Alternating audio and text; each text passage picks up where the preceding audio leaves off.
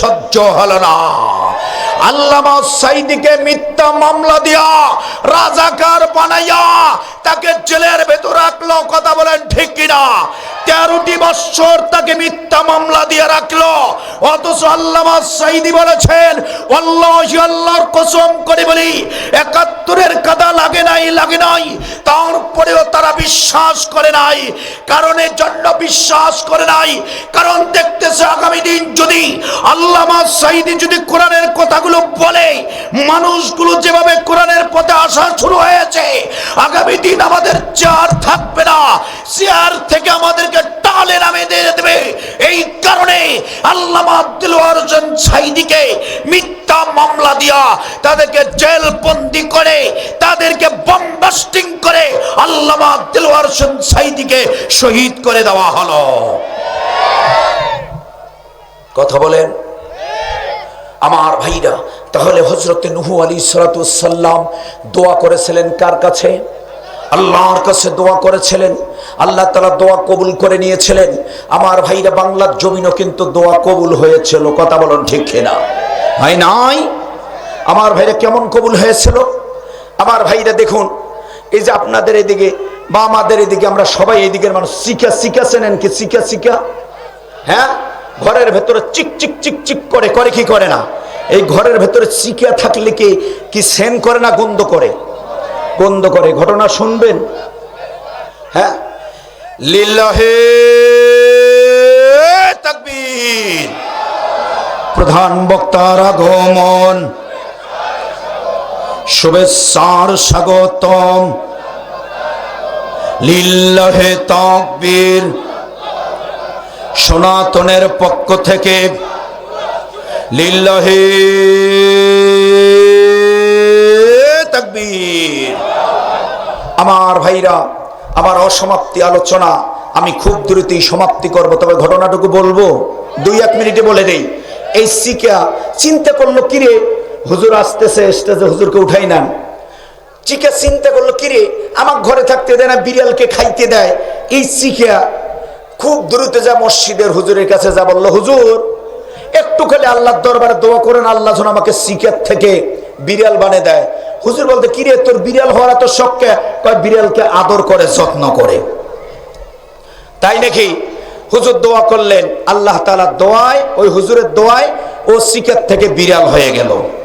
বিড়াল হয়ে যাওয়ার পর ওর মশান কম না বেশি? ওর মশান কম না বেশি? ছিল চিকা, বোঝেন নাই? এই চিকা যখন বিড়াল হলো, বিড়াল হয়ে যাওয়ার পরে কুকুরের সামনে পড়েছে।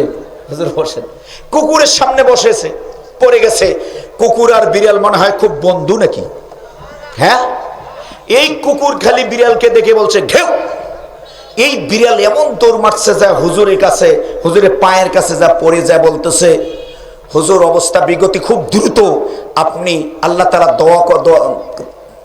কাছে দোয়া করেন, আল্লাহ যেন আমাকে বিড়াল থেকে কুকুর বানিয়ে দেয়। কুকুর বানালে আমাকে কেউ দাবর দিতে পারবে না। বলছে তাই নাকি?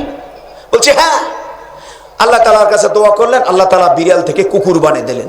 কুকুর হয়ে যাওয়ার পরে মশানটা কম না বেশি? কথা বলুন। সেন্টু যে কিছু নেতা ছিল, বাবারে বাবা, এই কথা বলেন না কেন? সেন্টু নেতা বলাই যায় নাই, বোঝেন না ভাই?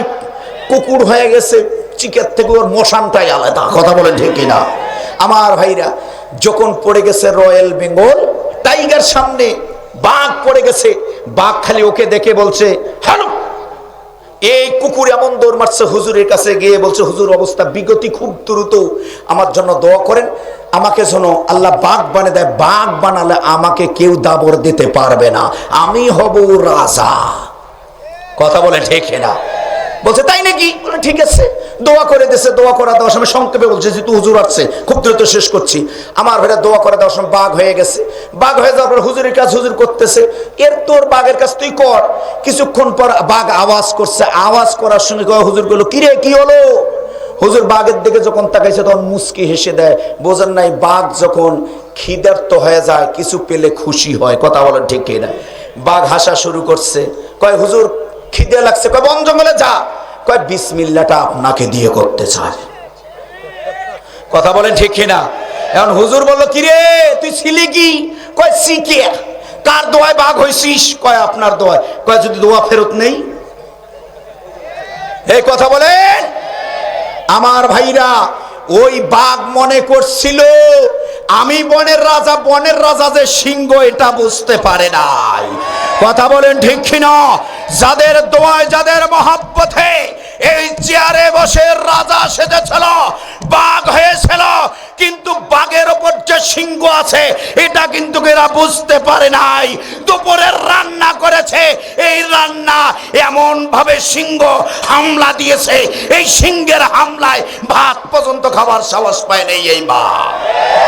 কথা বলেন, কথা বলেন আমার ভাইরা। যেহেতু হুজুর এসেছে বাকি অংশটুকু বলতে পারলাম না। নূহ আলাইহিস সালামের ঘটনা বলছিলাম, শেষে কিন্তু একটা গুরুত্বপূর্ণ বিষয় ছিল। আসুন, আমার বিষয় ছিল রব। রুহানি জগতে আমরা ছিলাম, রুহানি জগতে রবের সঙ্গে পরিচয় হয়েছে। আল্লাহ তাআলা রুহানি জগৎ থেকে আমাদেরকে পৃথিবীতে পাঠালেন একটা উদ্দেশ্য, একমাত্র আল্লাহর গোলামি, আল্লাহর দাসত্ব। এক কথায় আল্লাহর জমিনকে, আল্লাহর দিন প্রতিষ্ঠা, তাগুতকে বিদায় করে দিতে হয়। কথা বলেন ঠিক? এই তাগুতকে যদি বিদায় করে, এই মিশন, এই চিন্তাই টেন্ডেন্সি নিয়ে যদি আপনি ইসলামী দলের মধ্যে, ইসলামী দলের সাথে সম্মিলিতভাবে তাগুতের বিরুদ্ধে যদি স্লোগান তোলেন, দেশ কোরআন দিয়ে শাসিত হোক আর না হোক, আল্লাহ তাআলার কাছে গিয়ে আপনি মান রব্বুকা এর জবাব আপনি কবরে যা দিতে পারবেন। কথা বলেন ঠিক কিনা? আসুন, আল্লাহ তাআলা আমাদেরকে যেন আল্লাহ তাআলার দ্বীন এই জমিনে কায়েম করে আল্লাহ তাআলা বিদায় নেওয়ার তৌফিক দান করুক। আল্লাহ তাআলার সঙ্গে, রবের সঙ্গে পরিচয় হয়েছে রুহানি জগতে, আল্লাহ যেন রবের সঙ্গে আবার কবরে যেন আল্লাহর সঙ্গে পরিচয় হয়। আল্লাহ যেন আমাদেরকে কবুল করে নেন। সকলে বলেন আমিন। ও আখিরি দাওয়ানা আলহামদুলিল্লাহি রাব্বিল আলামিন। ও সমাপ্তি, আলোচনা এখানেই সমাপ্তি করে বিদায় নিচ্ছি। দেখা হবে আগামীকাল 25 তারিখ।